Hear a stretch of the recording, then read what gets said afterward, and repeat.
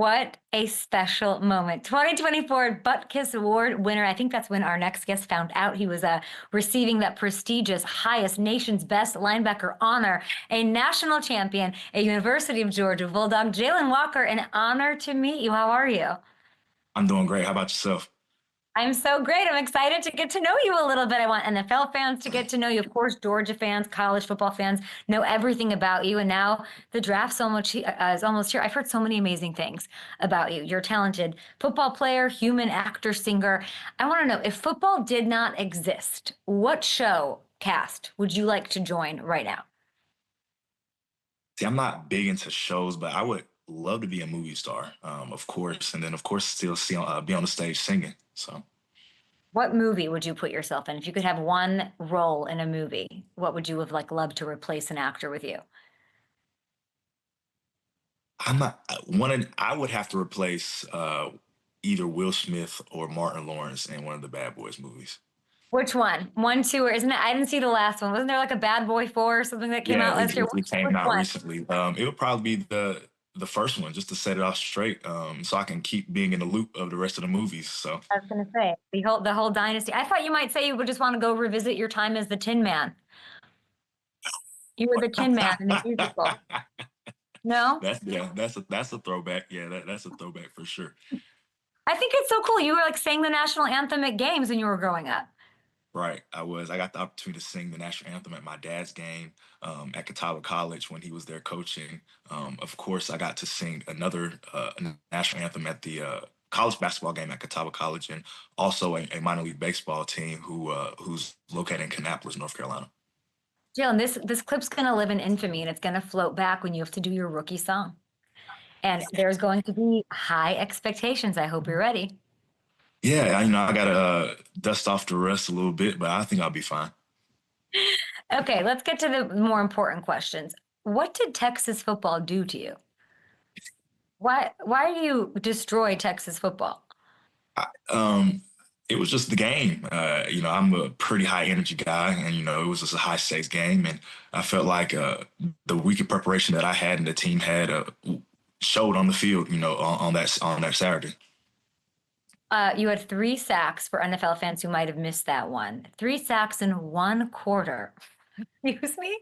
That's crazy. That's when Georgia played Texas this year.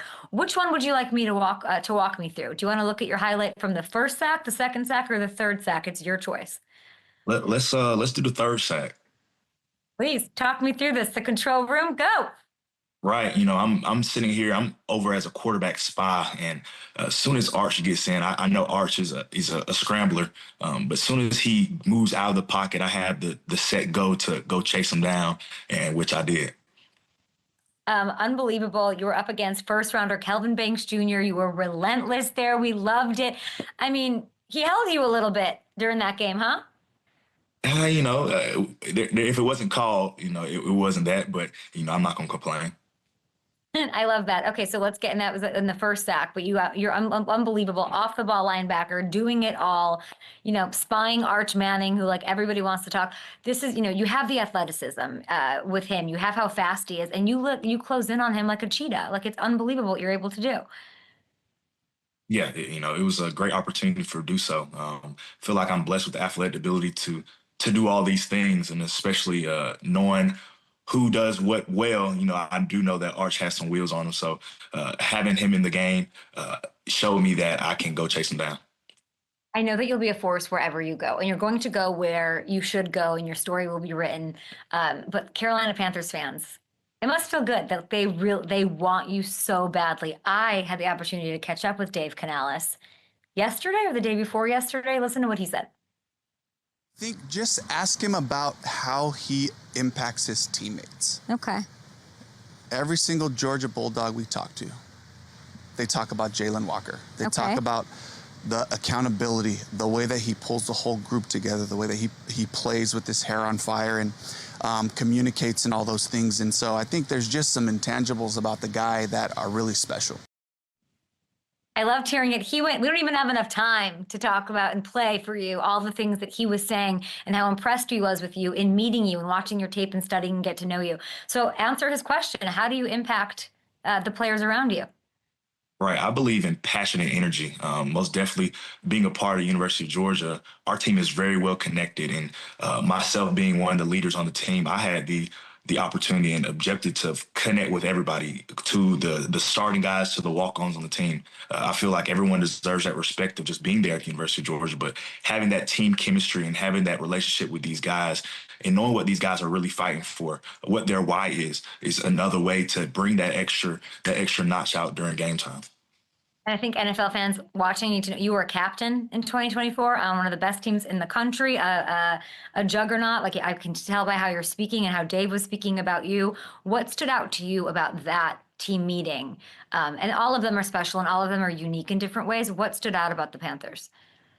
Right.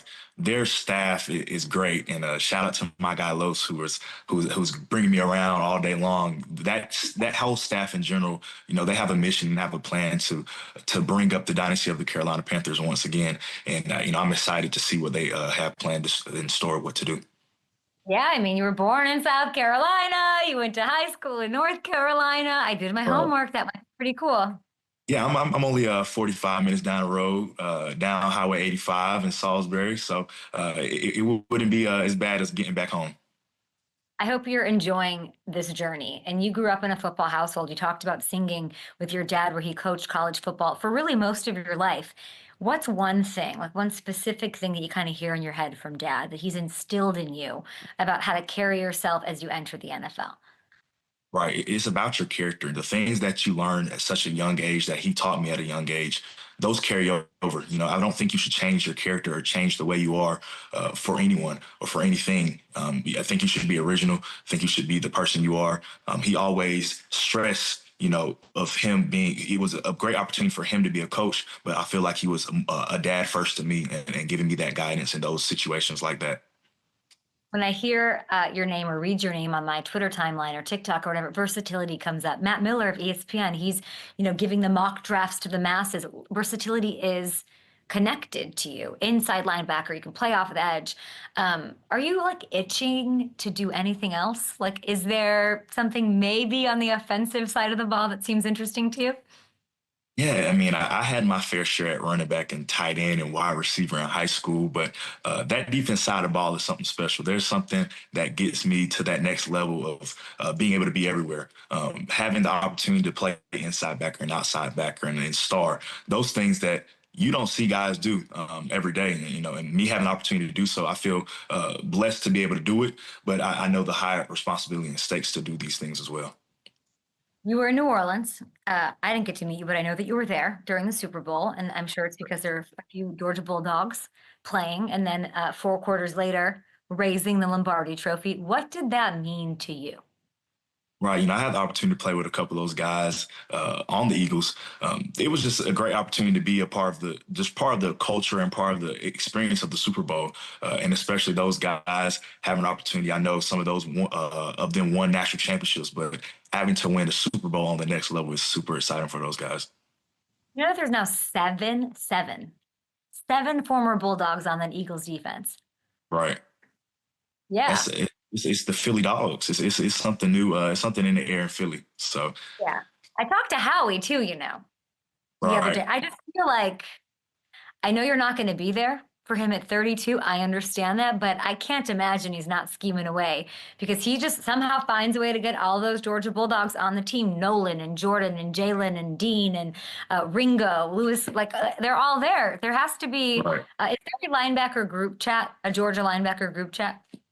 We have one every year. We don't have one for all the linebackers together, but I have one with the current linebackers and Smile and still some of the guys from my freshman year. And, we still texting it till this day. What is the best advice you've gotten from them? Have you talked to any of those guys? And maybe just tell me which one of them, the NFL Georgia Bulldogs, you sort of go to when you have questions. Right. I go to Nolan Smith. Nolan, I had the opportunity to play with him my freshman year. He gave me the opportunity he was in my ear during my freshman year. He had the injury, of course, against Florida, and I took over his role and him giving me guidance of being in the outside back room at the time.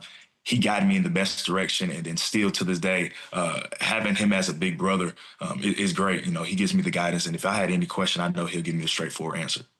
What's he tell you? What do you ask? What does he tell you? I can ask him anything, really anything. It could be he's a phone call away. I know he'll answer right off the bat. Do you do phone calls? I know you said you're an old soul, but you're telling me that, are you lying to me? Your generation, No, no. you're I making a can phone call. text. Get out of here. If you call, it'd be pretty hard, but I mean a text is pretty easier as well. I rather text. When's the last time you answered a phone call? Come on. It was yesterday. My grandma had called, and my Oh. mom had called. You know, it's something you got to do. And then the dad always calls, so answer their calls is a big thing to me. But a text is, you're right, is an easier thing to get a hold of. Jalen, you're very mature, and I've heard you call yourself an old soul. My favorite thing. Outside of just your musical taste, which is incredible, how are you an old soul? It's just the way I was raised. My family, I have a huge family to begin with. And then my grandmother, she has plenty of sisters and plenty of brothers. And those are my great aunts. Sitting there with them, riding in the car with them, sitting on the porch with my great grandmother growing up. Those are the habits that I just got into. I don't mind just sitting outside all day on the porch. I don't mind just sitting in the car all day listening to music. Those easy conversations having with my family members, those are things I enjoy. And my mom calls me old timer because the way I act and the things I do. But I enjoy it. You know, it's just who I am. Let's do the old timer test. Okay, let's put this to see how old timer you are. When is the last time you went 10 hours without a cell phone?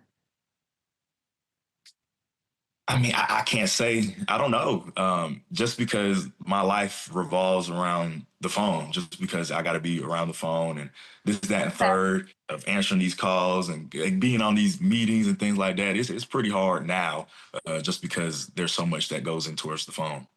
And grandma might call you. So you're not an old timer when it comes to that. When is the last time you wrote a letter? It was actually not too long ago. It was a letter to the Buckets family. They had an incident for the passing, of course, and the fire. That was a letter that me and my family, we wanted to send out to them because it was very important. Just being a part of that community, being part of that fraternity of being a Buckets Award winner is great. But of course, having that connection with that family is also a better thing as well.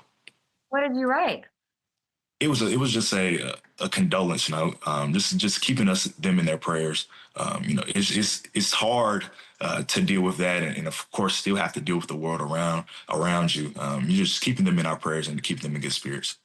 It's unbelievable. I'm so happy that I asked you that in this old timer test that we're doing, and a really beautiful thing. And you have that highest honor, and that's having respect and paying homage to one of the greatest to ever do it. That's really, really beautiful. Right. Let's get back to fun here. Speaking of the greatest to ever do it, when is the last time that you said Michael Jordan is the GOAT? I had this conversation a couple of days ago at dinner. We were debating about Michael Jordan or LeBron James, which both are incredible athletes, incredible basketball players. But you got to look into the statistics on some things. I believe that, of course, Jordan, I got the point. There was a point across that Jordan is the all-time leading everything in his realm. But you have to look on the other side of the ball that LeBron is a dominant player and leads to this day, and current leader, still active in the NBA in all these roles. So I'm not going to put out any statement today because I feel like I'll get attacked. You're an old timer. You're saying Jordan. Are you an old timer or not? But I am still in a 21-year-old guy. But I have seen LeBron. It would have been different if I would have watched Jordan growing up. But like I was saying, I'm not going to put any statement out because I don't want any attacks. I don't want any hey, what are you saying? I don't want any hate. So yeah. And you're not getting any because you just answered that perfectly. What is the last record you listened to on vinyl? It was, I can tell you the last song. It was Whitney Houston, "You Give Good Love." on that on vinyl. Yeah, I got a record player for Christmas from my mom, and I collect vinyls. So I got a couple in the house, and when I'm chilling back in Athens, I put a little record on. So What's the last thing you printed out? I printed, yeah, I don't know. I don't know about that printing. I can, if I had to sign something, if I had to do anything, it's easy for technology and the DocuSign as well. So. When's the last one? When's the last time you approached someone in person that you thought was cute versus not even going up to them? That's easy. It's the confidence you have. It's not that hard. So recently? No, not even recently. I just know that if it was an occasion to pop up, it'd be easy for me. I'm trying to think, like, the results are in from this test. I feel like you are old timer. Yeah, You are I feel like maybe you were born with a 19 and as the first two digits, not a 2004. Like, you are an old soul. right. I appreciate it. Yeah, it's exactly. It's like I said, it's who I am. It's kind of hard to find a comp for you before we let you go. It's kind of you're very unique. You are different. You are a force. Is there somebody whose game in the NFL you look to? Right. There's a lot of guys that are very talented that I try to, emulate and take pieces of their game to add to mine. Hassan Reddick, we both have the low center of gravity. Him having the same type of body style, same type of body size as me, it makes it very easier to compare our traits within each other. His rush game is very violent. He has a effortless motor that we can reciprocate on my level as well. And of course, going towards Micah as well. Micah is a force to be reckoned with, of his dominant rush and him being able to make that transition of being that inside backer and then going down to a full-time edge now in the NFL. Amazingly and well said. We're going to take a break, but we're still live on YouTube. I have one more question for you, but you've got your pro day coming up. But Hassan Reddick and Micah, that's not bad stuff. Jalen Walker, everybody, we are in our TV timeout, still live on YouTube. Why the private workout? Why the private workout? It's happening April 17th.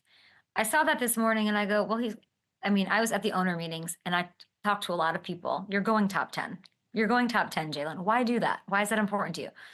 I had a setback going towards the draft. Of course, if you've seen on ESPN, it released maybe a month ago of my quad, but I'm back to 100% now, and I feel great. Having an opportunity just to still showcase my talent and versatility for these clubs, it's a great thing to me, and it's just the competitor in me. Also, I just want to be able to make sure that everybody knows and sees that Jalen Walker is who he says he is. I think that anybody who meets you will see that, and then any quarterback a la Arch Manning is going to have a tough time and a nightmare dealing with you. It was really a pleasure to meet you. Thank you, and good luck, and enjoy it. Thank you. I appreciate it. I like that you laughed at the Tin Man thing. I thought that was great. Nice to meet you. Congratulations on all your success.